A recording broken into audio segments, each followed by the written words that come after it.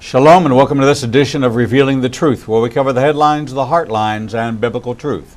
I'm your host, the Reverend Rabbi Eric Walker, and today we are visiting with Laurie Short. You might know her as Laurie Polit Short, the author of When Changing Nothing Changes Everything, the power of reframing your life. Laurie, welcome to Revealing the Truth. Thank you so much, Eric. It's great to be here. Well, it's great to have you here. Now, this is not your first book. You actually wrote a book called Finding Faith in the Dark that took people through a real journey alongside of you through an awakening, a faith experience, and sharing how you navigated through that darkness to find and search out the light. And then I guess that was about 3 years ago. Right. Yes, things, it was. Things have changed in your life in those 3 years and led you to the authoring of this book. But I want to take you back even further. I want to take you back before Finding Faith in the Dark. I want to take you back to the formative years of Laurie as she came to know the Lord and some of the struggles, because it's through that struggle that we seem to find our strength. And that's absolutely true. And that's where we want to go with you. So where did it all begin? Have you always been a Santa Barbara girl, a California girl?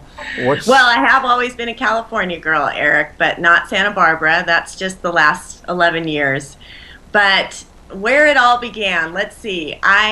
I grew up in the Serbian Orthodox Church, if you can believe that, and my grandparents actually were missionaries of sorts. They planted several churches across the country, and I was baptized as an infant. My mom said I nearly drowned, but she was a little concerned about that. Lots of water, which may have to do with the fact that I'm in the ministry today. I'm not sure. But I didn't really have a personal relationship with God until my senior year of high school. I got involved with Young Life and went to a Young Life camp called Forest Home in California, and heard there for the first time about this God that I knew and believed in, but I didn't know I could have a relationship with him. And I don't even remember the speaker's name, but he talked about our response to that, saying yes to that God doesn't force himself into our lives. We have to open up our hearts to him. And I just felt that tug. And it's funny because I went to that camp just to be with the boyfriend that I was interested in at the time. But God worked so far beyond that. And I had no idea what that decision would begin in my life. I always say it's a little bit like a sailboat compass, that you change the compass just 1 degree, and that's what that decision felt like. But it led on the long haul to an entire course change in my life. You know, our good friend John Trent, Dr. John Trent, talks about this law of drift, that if we were to launch a rocket to the moon and we were just 2 degrees off, over that trajectory we would miss the moon by 93,000 miles. Isn't that's so crazy?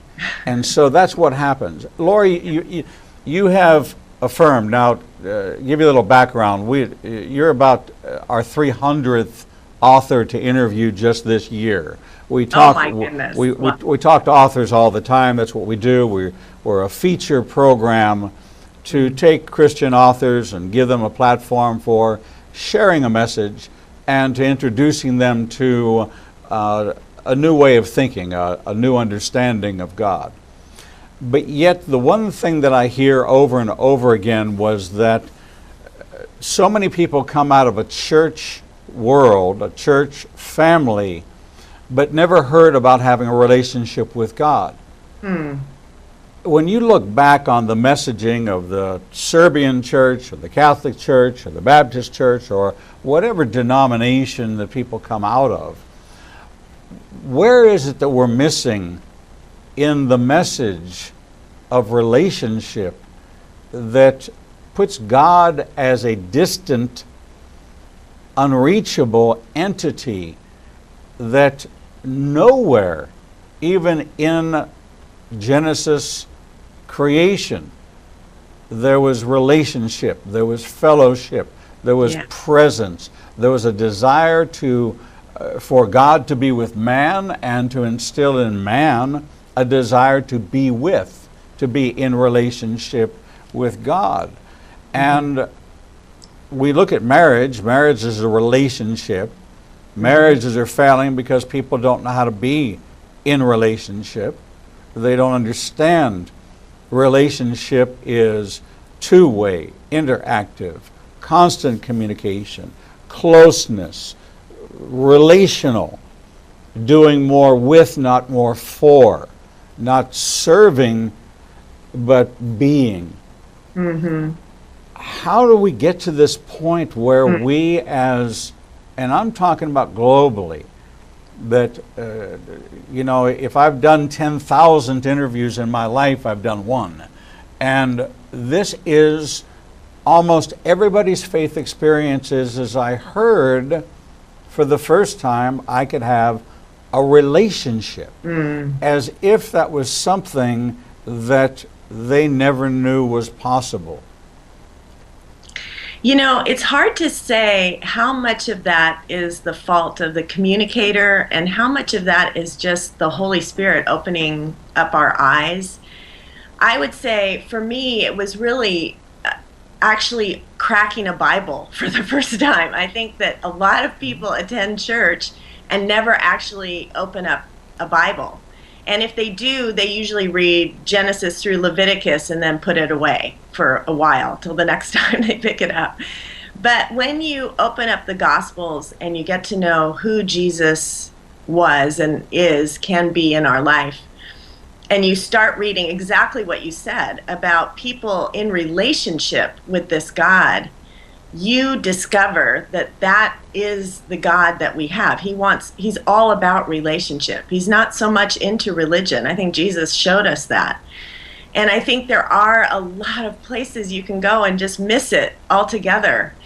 And so I'm not totally sure, looking back, that it didn't all have a part in me coming to that place where I was my senior year and I was ready to receive. And after that, there were 100 more decisions that I made to grow closer to him, because it is just the beginning. It's not just one decision you make and then that's that. It's a lifelong relationship. It's dynamic. And so I feel like maybe the way I look at it is that I really learned about this holy God. There is something about the Orthodox Church that gives you the sense of God's holiness. And I always knew he was there. But then through Young Life and then my church experiences after that, I came to know this wonderful relational God who I've been dialoguing with and doing life with ever since. So here's Laurie in the Serbian, not even sure what that is, Serbian Orthodox Church. The vision I have is maybe like a Greek Orthodox, everybody in black, Byzantine, the swinging of the incense, liturgy, high church. Yes. Is what it would connote to me. But mom and dad and siblings are still in that church. You come out of this Young Life experience, you're somebody completely different. You're now talking about relationship, and they're wondering if they sent you to the right place. Yes, there was certainly some of that. Definitely. What was their response? Well, unfortunately, what happens to some of us when we see the light is we automatically become in charge of other people or try to convince them that we know more than they know. And there was, it wasn't so much welcome at that point in time. And I learned over time that that's not necessarily the most effective way to share our faith. And I feel like there were pieces that my parents did get, and to discount everything and just say, no, you've been going down the wrong path, now this is the right path, that wasn't my experience, because it really was a Christian, the Orthodox Church is the biggest church in the world. And it's a church where many dynamic Christians worship in. And that's why that relational piece, like you said, in every denomination can be missing and can be there. And the hope is that you are going to a church that nurtures that relationship in you. And I do have, my parents are divorced. My dad, both of them are remarried. My mom married a congregational minister. My dad married someone who converted from Catholicism to Orthodoxy and teaches Sunday school, and they practice their faith. And through the years, because it's been many years, we've had really great talks about where we do come together and do believe in the same God, the same Jesus. And it's just that for me in my life, I couldn't grow in the ways that I was feeling God calling me to grow in that context, if that makes sense. How did things work out with the boyfriend? Oh my goodness, Eric, that was just one of many 3-week, very important relationships in my life in high school. But boy, that now we can get into the whole journey that led me to write Finding Faith in the Dark, which is really my testimony of being single for more time than I wanted to be. I wasn't the ring by spring girl in college, but I thought about 25 was my plan I gave to God. And as 25 came and went, 30 came and went, 35, 40, and I finally got engaged at 42, and I'm telling you, the hallelujah chorus broke out in my household. Everybody was thrilled. Finally, she's getting married. And then my fiance got deployed. He was a Marine reservist, and in the course of his deployment, his ex-wife began having second thoughts about leaving him and the marriage. And so when he came back after 9 months, I'm now 43, he and his ex-wife got back together and we broke up, which I always say is a great story when you're not the girl engaged to the guy. Right. And I have to say, because I was very happy about that. I mean, I had well-meaning Christians say, well, isn't it great that God used you to get them back together? I'm like, it's fabulous. I hope you have the same experience someday. For me, it was, oh God, how can you take the most tender area of my life that you finally answered this prayer and then snatch it away and think that I'm strong enough? I was in the ministry at the time. I was speaking all over the place, encouraging people in their faith. And it really became a crisis of faith for me that led me to writing Finding Faith in the Dark, which was my first book. And that book is it's got my story in it, but it's really about all those stories of people that when life isn't turning out the way you thought it would, when God's not doing what you want him to do or what you thought he would do, where is he? And how that very experience can draw you into a much deeper faith. And that's really what Finding Faith in the Dark is about. So this journey was designed by God to take you into a relationship with him as your primary love relationship. Yeah. And also that God has a plan for our life. And sometimes that plan involves timing that's different than ours. It involves, and in fact, sometimes the weirder your story is, the better, more glorifying your story is for God. Because I have to tell you, during that time when I had just broken my engagement, and so many people knew I was engaged, I was still speaking. And I went on my face before God and said, if I share my testimony, people are going to walk away from you. And I really felt the Spirit of God saying to me, you don't worry about defending me, little girl. You just tell your story and watch what I do. And I have to tell you, Eric, during that time, my testimony was never more powerful than when I was in the middle of the story. I feel like we wait too long to give our testimony. But when we're in the middle of the story and we don't know what God's going to do, but we're still hanging on to him, that's a testimony. And when I stood in front of people and shared my story, and then I'd get to the end and I'd say, and I don't know what God's going to do, but I know he's not through, and I know he's good, and I'm holding on to him. I'm choosing to hold on to him. And that was such an encouragement to people, because so many people live in the middle of the story.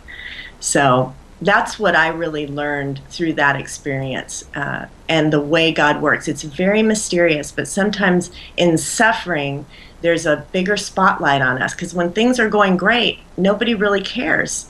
But when things are not going great and you are still holding on to God, boy, now you have people's attention. So that's the way it was in my journey.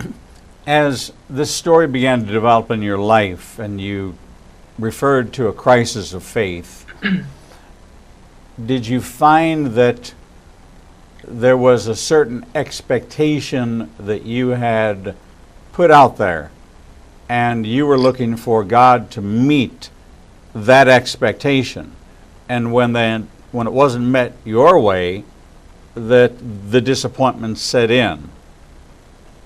Absolutely. And I didn't think it was unreasonable, because I felt like marriage was something that many of us are wired to want, and I wanted to do it right. I didn't want to just live with somebody or do it in the wrong way, and I was praying for a godly man and someone who I could do life with. And so all of those are good things. And I know so many people who live in that place, whether it's marriage or whether it's having a child, or whether it's getting something and having it taken away. This life, this side of heaven, includes suffering. And Jesus showed us that just a couple of weeks ago when he went to the cross. And he also showed us that he has a plan after that. And so suffering is a part of our life, and I think we have to reconcile, where is God in the suffering? We have to reconcile that for our faith to be real. At least I did. Let me ask you a perspective question. There is a great distinction between expectation and desire. Mm-hmm. Absolutely. When we desire something and it doesn't happen, it's just a desire deferred or a desire delayed. But when an expectation does not come to pass, we become disappointed. Yes. Yes. Our entire being is involved. Do you think that in our approach to God, in understanding that he does give us the desires of our heart, he's talking about the desires he's implanted in our heart that he will give us, not that we are to examine our hearts saying, well, I want, here's my expectation, because that is a setup for disappointment. We find it in relationship. I expected them to do it, they didn't do it, and now I am disappointed. Yes. You never hear them say, I'm disappointed in the action. You know, when I was growing up as a father, and maybe I still haven't grown up 28 years later as a father, you had to learn to phrase things, I'm not angry with you, I'm not disappointed in you, I'm disappointed in that decision or in that action. And you have to separate from the person to the action, and you have to be able to make it so that these are not condemnations and a total verdict or a total sentence of guilt. It's the decision that we were disappointed in, not the person of. Do you think that we put expectations on God, and when he does not meet our expectations, we then develop a disappointed in God attitude? Yes, I do think that's true. And I also think life is complicated, and for some people, they're not putting it on God necessarily, but they had a hope for so long, and maybe God's still going to answer that. Certainly, my marriage that ended up happening at 49 gave so many people hope that that it could still happen. But I think that we do box God into a certain time period or a certain way that we wanted him to answer a prayer. Mm-hmm. And we need to open up our expectation, our prayer to say, God, how do you want to answer this prayer? Because I'm yours. You're in charge of my life. And I'm here to glorify you. And so these are my desires. And we just keep coming to our Abba, our daddy, to tell him our desires, just like you would want to hear from your children. But there are sometimes when they gave you a desire that you didn't meet for a good reason. And sometimes it's because you love them. You said no. And I look back now with a very different perspective on what happened in the past, that at the time I didn't understand what God was doing. And I think faith is saying, I don't really understand what God is doing right now, but I trust him. I trust that he's a good God and that he has my life and he has a plan for my life and he's going to fulfill that plan. So, yeah, before we go to break, I want to paint a picture for you to kind of set up our next segment when we talk about your book, When Changing Nothing Changes Everything. I did, during the years where I was running a congregation, leading a congregation that I planted, I did a tremendous amount of marital and premarital counseling. Mm-hmm. And one of the things I had the couples do was stand back to back. And I asked them to tell me what they saw. Well, of course, they saw nothing of each other because they were not within each other's line of sight. Then I asked them to turn their heads a few degrees, one to the right, the other to the left, and all of a sudden they saw in their periphery vision how close they were when they were apparently so far apart. And that the divide between them had not changed, but their perspective had. Yeah. We're talking with Laurie Short, author of When Changing Nothing Changes Everything, The Power of Reframing Your Life. Interesting enough, the circle is on the cover of her book. And there we stand with our point of view, looking out at life through the lens, the natural lens, the one that says, how could you do this? It's so far away. It's so far away I can't even see it. I cannot perceive it. But yet, if I change my lens, if I change my perspective, everything will come into a focus, and I don't have to change anything. And everything will change. When we come back, Laurie Short is going to tell us the secret to changing nothing that will actually change everything. We'll be right back. Hi, I'm Angela Waite, and I just finished my interview on Revealing the Truth with Rabbi Eric Walker.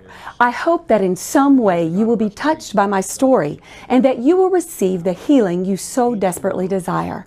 I would like to share my story with you and send you a personalized signed copy of my book, Bomb Pops, Blow Dryers, and Butterfly Kisses, for your tax-deductible gift of $25 or more to Igniting a Nation, Inc.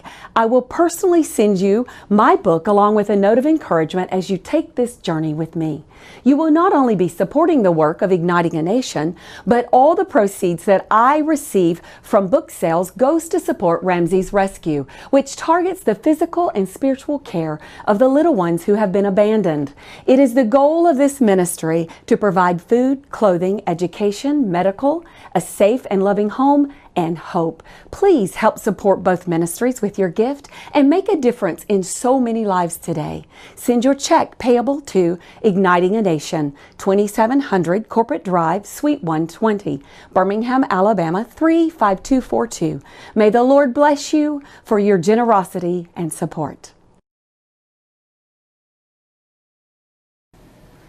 This is the Reverend Rabbi Eric Walker, Executive Director of Igniting a Nation and host of Revealing the Truth, right here on the Igniting a Nation Broadcasting Network, inviting you to join me every Monday, Tuesday, and Thursday for our Prophecy in the News classes. Each week I take the headlines from around the world that have a biblical connection and present them in a way that brings the news and the Bible to life. There are over 2,500 prophecies in the Bible, and there are so few classes available to see how they connect with world events. We cover everything from Islamic terrorism to the changing relationships between Russia, Turkey, Iran, Syria, and Israel. Prophecy is unfolding before our very eyes, and to many, it is complicated and hard to understand. In just 1 hour each week, you'll be given the tools and the biblical connection to world events. With so much going on and so few reliable sources of news, I encourage you to join me every Monday night at 7 o'clock p.m. at St. Mark United Methodist Church in Northport, every Tuesday night at 7 p.m. at Beechwood Baptist Church in Mount Olive, and every Thursday night at 7 p.m. at Mountain Chapel United Methodist Church in Vestavia.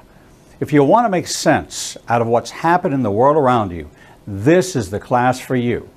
All are welcome. Times and location addresses can be found on our website at ianbn.com. I hope to see you there. Shalom. Shalom and welcome back to this edition of Revealing the Truth, where we cover the headlines, the heartlines, and biblical truth. I'm your host, the Reverend Rabbi Eric Walker, and we're visiting with Laurie Short, author of When Changing Nothing Changes Everything, The Power of Reframing Your Life. Laurie, welcome back to the program. Thank you so much, Eric. Great to be here. What a concept, Laurie. You're like the David Copperfield of Christian authors. I don't have to do anything, and everything will change. Abracadabra, right? It is extraordinary in its raw, natural truth. You can change nothing that's around you and still change anything by the way you see. I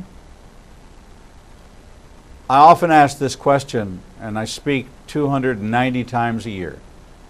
Would you rather be sitting here or be in the best hospital in the city? Did any of you, when you woke up this morning to say your prayers or to put on your armor of God, did any of you ever give consideration to the fact that while you were asleep, your heart beat, your lungs operated, your liver functioned? You are a walking, living, breathing miracle, and yet you don't see it. But that doesn't mean it's not there, does it? Nope. So you've written this, and you wrote this in the period of time as you came out of darkness. Answers began to come into your life, and things were changing, but you didn't change them. They changed you because they came into focus. Help us understand how you can reframe your life by not changing anything. Yes, well, you mentioned that it came out of my journey of faith in the dark. And as I was writing that book, it became clear that our perspective of who God is really shapes our faith. And as I thought about that, I thought, that's not just in difficulty and in hard times, that's really in life. And I began to form, or I really feel like God began to form in me this idea of seeing things differently through different lenses. And that's why that lens is on the cover of the book. And Jesus himself says the eye is the lamp of the body. If the eyes are healthy, the body will be full of light. And he indicates the power of focus. And so I just began to explore this concept, and I ended up landing on 4 different lenses that I believe God can give you to change the way you see, to be able to see more of what He sees about your life. And I love the title of this book because my prayer is that this book would not just be for Christians, but for anybody, and that they would discover God's perspective in it and maybe ask some bigger questions about their life. But just to give a brief description of the 4 lenses, the big view lens is when you pull back on your life and get a bigger picture of what's happening. And I tell a lot of stories in the book and bring in some scriptures about how we are touching and changing other people's lives every day, for better or for worse. And we don't often think about that in our own little myopic life, especially if there's something that we're wanting or focused on, that we are right now touching people all the time and maybe even changing somebody's life. And sometimes I think if we can pull back on our life and get a bigger picture of what's going on, it helps us, especially in circumstances that look to be bad, but you know that it might be leading to something good. And if you didn't go through that, you wouldn't get to the other side. So there's a whole chapter on circumstances and the way we view our circumstances, and also about our death, how our death can change our life. Just even the thought, you know that when you have a health crisis, you automatically live differently when you come out of it. When you get the good diagnosis again, or when something happens that you come through, you go, oh, and you just want to hug your kids more and everybody around you, and it lasts for about a day or two, but usually we end up just going back to our lives. So the big view is really about taking that perspective every day of really seeing everything about your life. The second lens is the present view lens, which is exactly the opposite, when you pull in and really notice the detail, the circumstances that are happening around you right now. Because I believe that God is doing things around you all the time that we just aren't tuned in to see. And sometimes if we just take a moment and say, okay, God is the great I am. He didn't introduce himself to Moses as I was or I will be, even though he's both of those things. He said I am, because he's always in the now. Right. And there are things that he wants to do right here and now, things he wants to show us right here.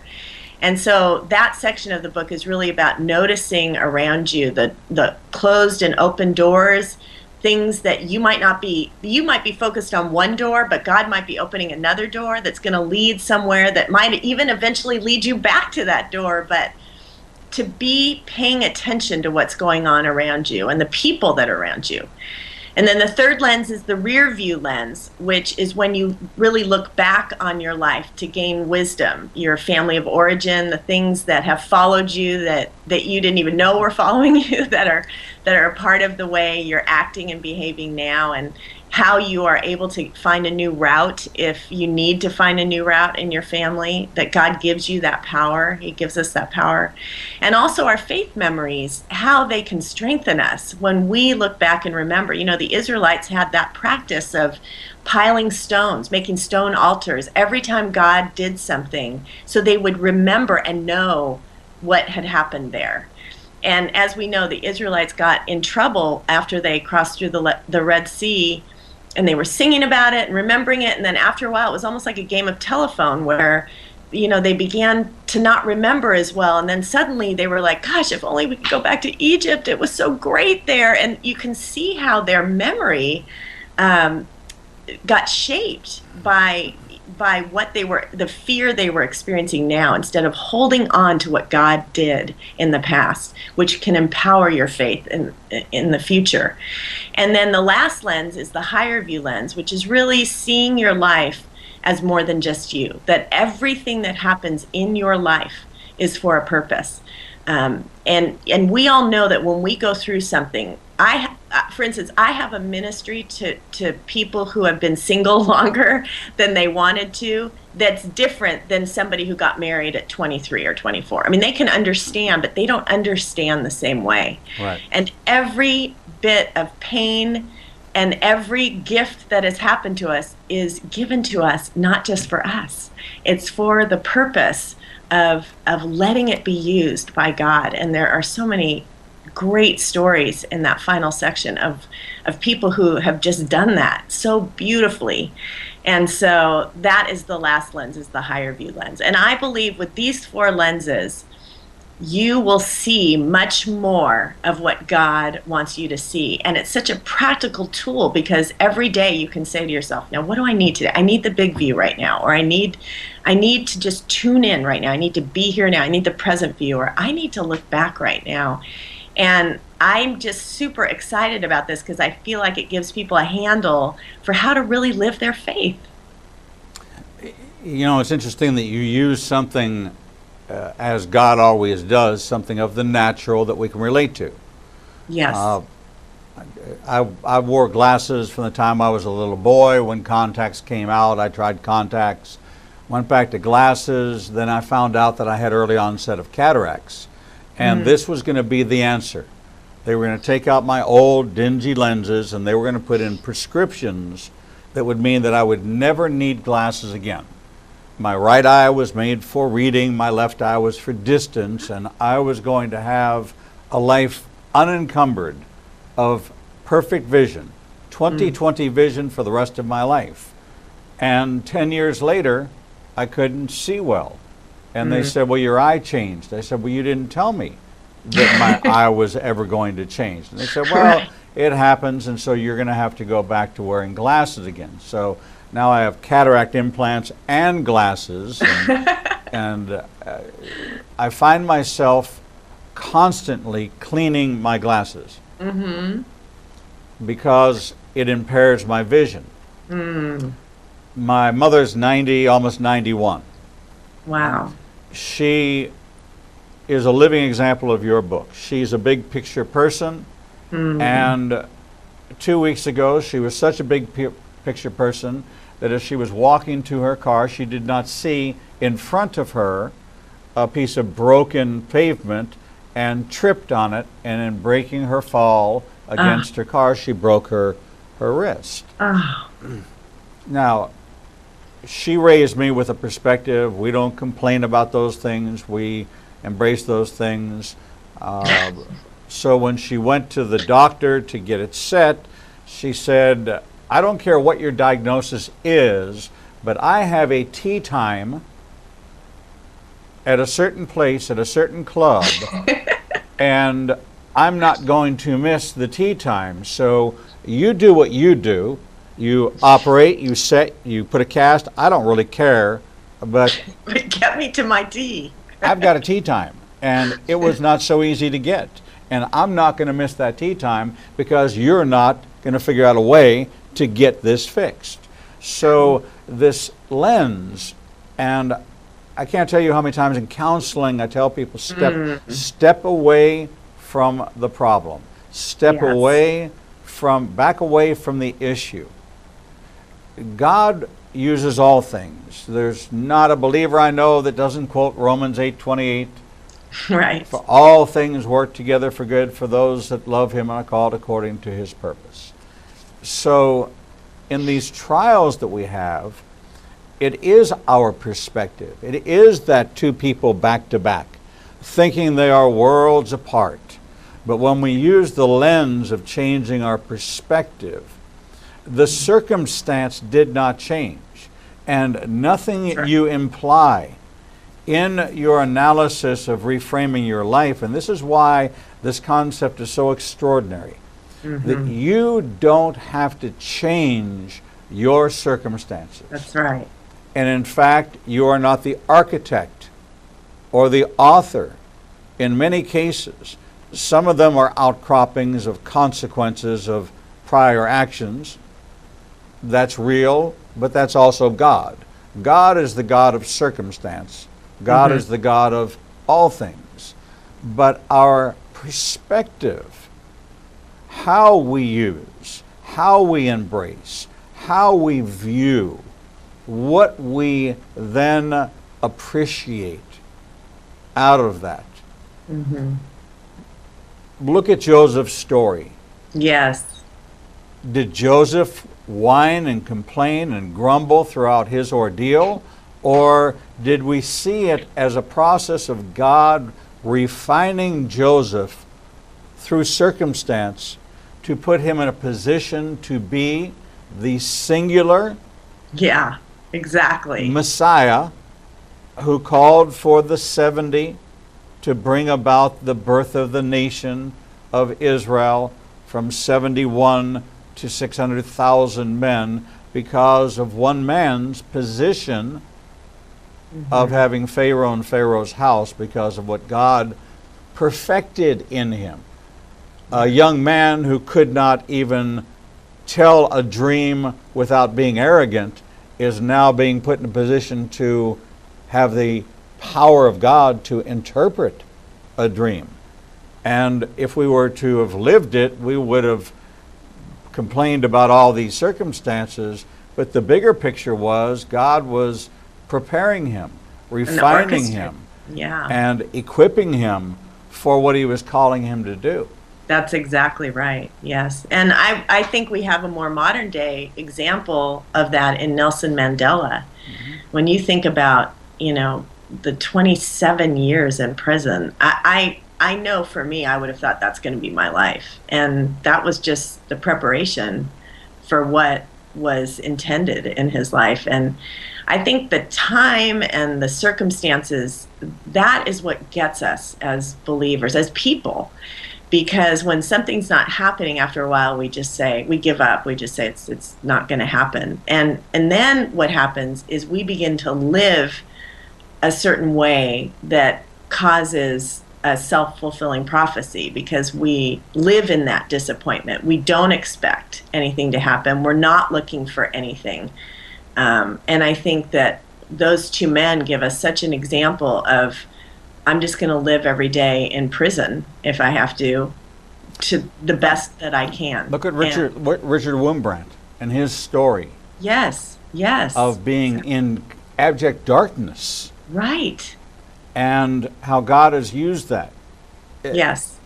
And here is the real challenge, is that you are Nelson Mandela. You actually are Richard Wurmbrand. You are Gandhi. You are Mother Teresa. You are Moses. You are Joseph. You are Jacob. You are David. You are Solomon. You are all the people of the Bible. And God loved them the same as he loves you. And he has gifted them the same as he has gifted you. And it was because of God trusting them in the circumstance to ask one thing: Lord, let me see it through your eyes. And when you have that lens, you don't change, your vision changes. Yes. Yeah. Imagine the child that's never seen. When I had my cataract surgery, I will tell you that I could swear to you that I had never seen the color green before. Isn't that interesting? Yeah. I went outside and I saw grass, and I thought to myself, I have never seen green before. And people said to me, "What, you've seen green all your life?" No, I've never seen this color of greens. And I went and I put my hands and I touched it and I said, I've never seen this color before. Because our eyes have a natural yellow tint and there's a filter. And when you remove it and you put a clear lens in, all of that filter is gone and color is true and real. It's no longer, because it's not protecting your eyes, it's just a lens. And the grass didn't change. Right. My lens changed. That's right. You talk about Nelson Mandela. You give illustrative stories that make it so that this is practical. This is real. That the reframing of your life is such a vivid picture. I'm actually shopping for art online and having to look at it with frames. And the frame changes the picture. Yes. And I thought to myself, never in my life had I ever considered, because I had never seen, you go to a store, you see a framed picture. But there's a website that I go to that you get to take the art and try different frames, and the frames change the art. Mm-hmm. And they give a shadow, and it gives a perspective, and it adds a depth, and the picture didn't change. Mm-hmm. My eyeballs didn't change, Mm-hmm. but the lens in which I was viewing it changed. That's right. That's right. And I've always loved that concept and believed in that concept of perspective really changing everything. But I didn't want to just write the book that said, see the cup half full, be a positive thinker, just see things, this way, because I feel like that's been written before. And I was so thankful to have this more multidimensional idea that there really are 4 different ways that can be so helpful if we tap into that on a daily basis when we're back in normal life. Because I bet you, for you, Eric, the first time you saw green, you wanted to play in the grass and just appreciate it. But then, the 3rd, 4th, 5th day of being in the green, you're not even seeing it anymore. Right. And that's the problem. We have these wonderful experiences of faith, or times when God feels so near to us. And then we go back to our normal lives and we don't know how to access that. And that really was my desire for this book, is that we give people a tool to access that on a daily basis, in each moment if they want to. And because I totally believe what you said, that God is just always there. He's always there. It's just maybe we're back to back with him. We're not focused on him. We're not seeing what he's doing. He's always here. And he longs for that ongoing relationship and for us to see all that he is doing. And if you notice, even in the book of Job, really, Job never got his questions about suffering answered. He never, he cried out to God. I think God wants us to. When we're suffering, we can be honest with God. But God never answered Job. But what shifted him at the end of the book was when God took him on a world tour. And he saw how big God was, and suddenly he saw his own life in that perspective, and that was what healed him. He came back and just said, now I know that you are capable of all things, and I repent. And I've often wondered, what was it that caused Job to change from questioning and crying out to God to just submitting? It was a change in perspective. God showed him how big he was. And I think that same thing can have a healing power in our lives as well. When we see how big he is and what he's really doing, we're going to hold on in the dark times because we know he's up to something. Laurie, I'm going to take you to a whole different audience, because as you're talking, and I'm thinking about the mom, the dad, the coach, who's trying to impart life lessons to their child that's in the moment, in the situation, in the problem. And we tend to equip them in the moment with an instant solution to solve that problem. Mm-hmm. But we don't use it as an opportunity often enough to plant the tools, to give them the tools, the way to look at the here and now, to look at the then, to stand away, to even find a gift of empathy, of understanding, of looking at it through even someone else's lens, how it might have appeared to them. Right.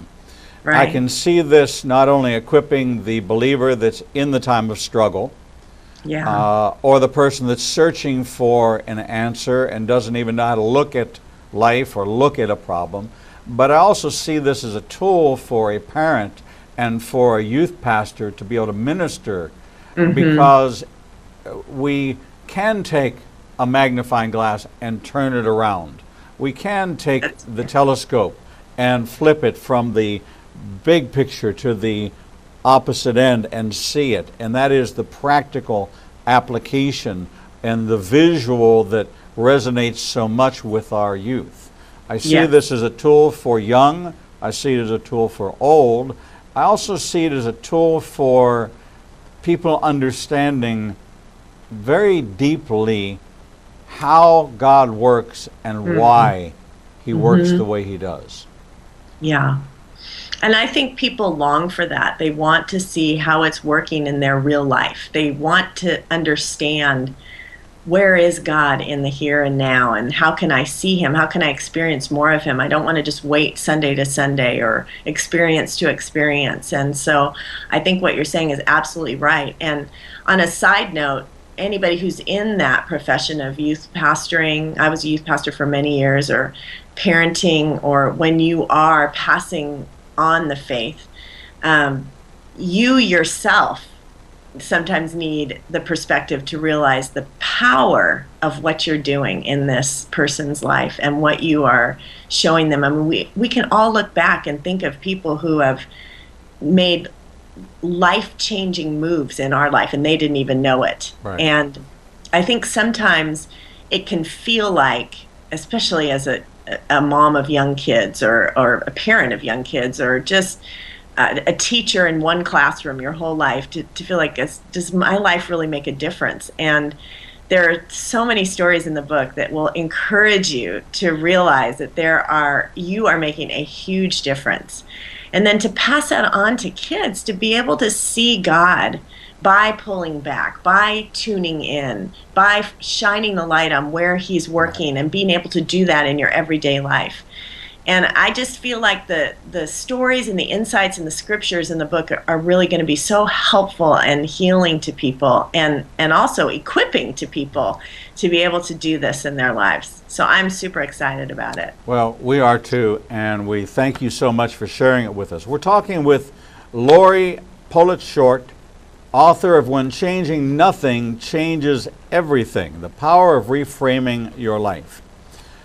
It's just 2 days off the press, just so you know that. It just came out 2 days ago. Just came out. Yeah, we're part of the new release strategy for many of the publishers to try to introduce it right here on Revealing the Truth. But I'm also thinking about those people that have something from their past they need to get clarity about, to get released from. And these 4 lenses will walk them through a way for them to put it in perspective, to focus, refocus, release the power that it has on them, and embrace the power that God has for them to take them to the other side of this. I want to encourage all of you, visit ignitingnation.com, click on Books and Media, and order this book, When Changing Nothing Changes Everything. It is a message that says that you have the power to reframe your life. Laurie Short, thank you so much for being with us and for sharing this great story with us. We wish you much success, and we hope to see you when you release that next great book. Thank you so much for having me, Eric. I really appreciate it. Thank you. God bless you. And we thank you, our audience, for hanging in there with us here on Revealing the Truth and helping us grow and continue to grow. You can follow us on Facebook, Twitter, Instagram, LinkedIn, and of course our YouTube channel. You can also watch all of our programming live and the live replays on inbn.com. Just click on Watch Live Now. We've now come to the end of our broadcasting day, and until we see you right back here at 9 o'clock tomorrow morning, Central Standard Time, right here on Revealing the Truth, we bid you shalom.